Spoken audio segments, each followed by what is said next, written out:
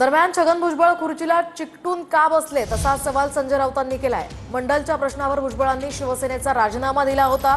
भुजबळ मंत्रिपदाची खुर्ची का उभवतायत हा महाराष्ट्राला पडलेला प्रश्न असल्याची खोचक टीका संजय राऊतांनी केली आहे।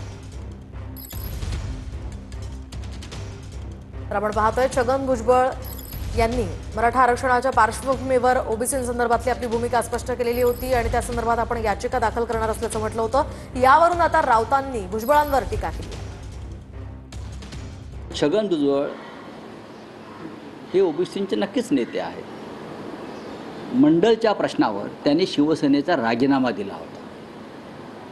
मग इथे का मंत्रिमंडळात बसलेत अजून खुर्ची उभवत?